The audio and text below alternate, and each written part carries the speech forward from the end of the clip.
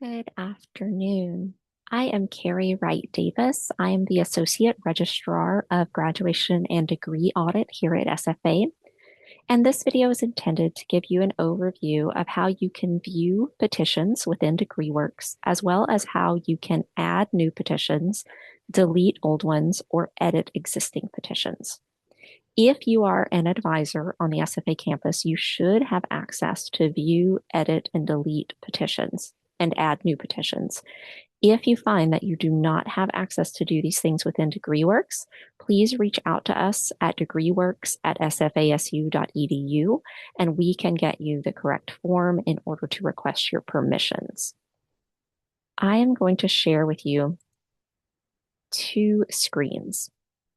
So this screen contains actual student data. Our student is receiving her bachelor's in biology. She does not have a concentration. She does not have a minor. She's a sophomore with 44 transfer credits that have been accepted. She is about 1/3 of the way through her degree program. This is the first page that you'll see whenever you log on to DegreeWorks. I don't have the top of this degree displayed because it contains student information, such as her identification number.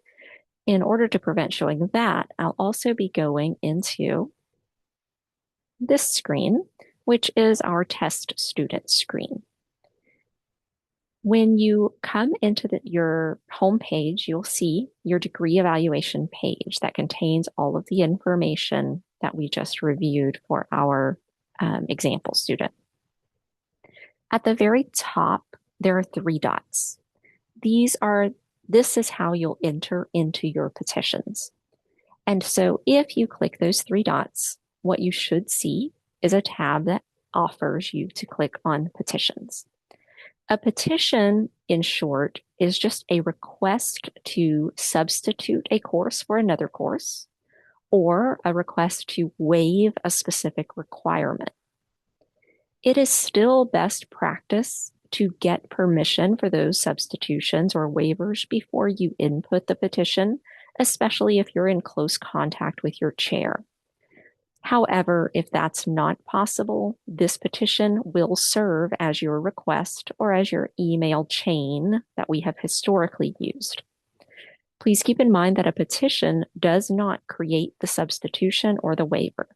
The petition simply asks your chair or someone that your chair has given permission to look over your request and either approve or deny that request. When you click on petitions, you will be able to see every petition that has already been requested for a student. So I can see that for my advisee, I have requested that I sub Math 2313 for Math 2342. That has not yet been approved or denied. I can also see that her previous advisor asked to sub Math 1312 for Art 1300.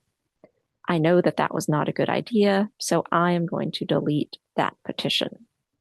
To delete that petition, I'll go to my 3 dots, and then I will say delete.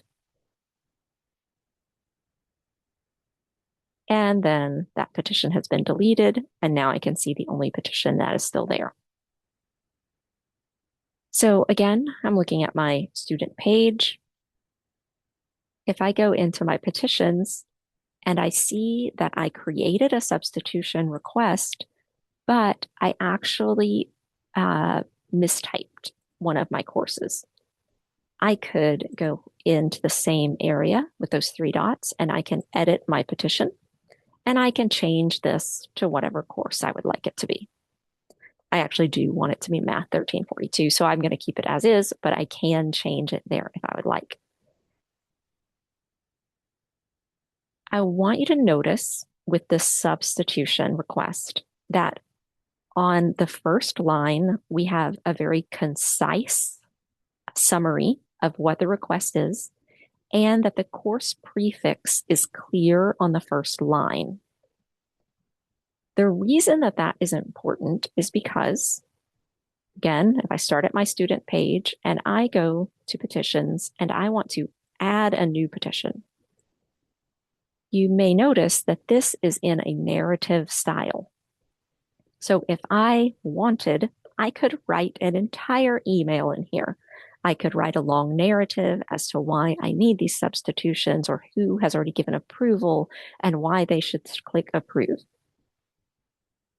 While supporting documentation and supporting information is fine to include here, we ask for your benefit and your students' benefit that the first line be concise, include if you're requesting a sub or a waiver, and include the course prefix that you're addressing.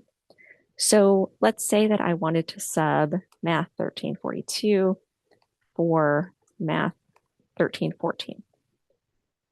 And then I wanted to say, we discussed this with Dr. X, and we're notified that, right, whatever details that I want are fine here. What we need to, or what we desire to avoid is this long narrative at the top, followed by this at the bottom.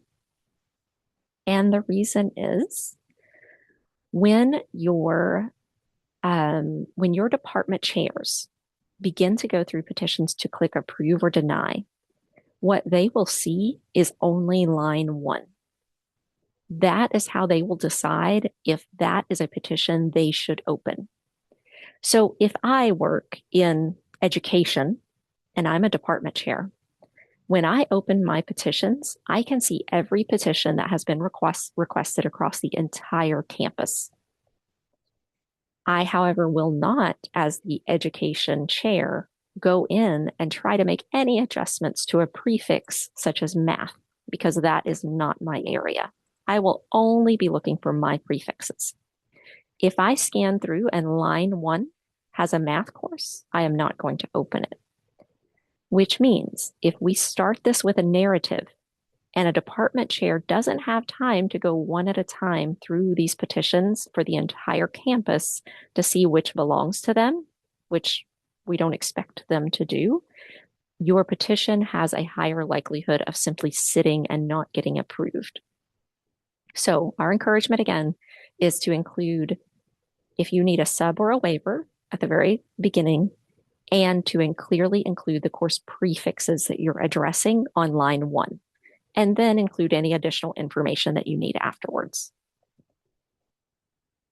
I'm going to go in and edit this petition, and I want to give you another scenario. Let's assume that I want to sub math, but I also want to sub an English course. And this is how I input my petition.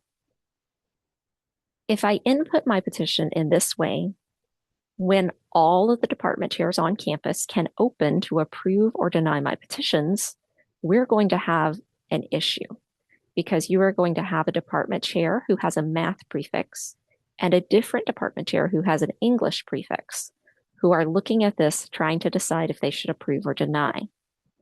And in reality, neither would be able to approve this because it involves a different department. Either of these chairs will go in and deny a request like this. And so if you have a request that includes several different substitutions for one prefix, include them all in one petition. However, if you have different prefixes that would be handled by different departments, you'll need to create 2 different petitions for a request that includes 2 prefixes. And so I'm going to edit this. I'm going to say, actually, I only wanted to do these English ones, and that's what I'm going to leave there.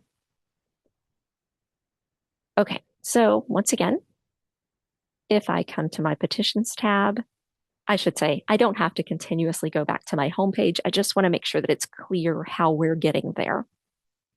When I go in, I can see that there is a petition request for a math course. There's also a petition request for an English course. And so on my student, this is my example student, I also see in her audit that she is required to take biology 4389 and biology 4199. So if I wanted to include a substitution request for those, I can say sub biology 4386 or biology 4389 and sub biology 4195 or biology 4199. It does not matter. I can do that on one line. I could do it on two lines, whatever is helpful for your brain.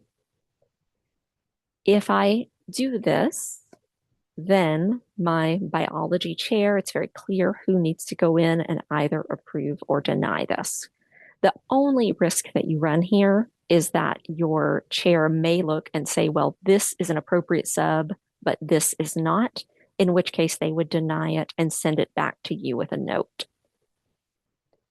That is how you create petitions. That is how you delete petitions and how you edit them. We'll have other videos for if you have additional permissions to actually enter or approve, then there are additional videos that will cover that.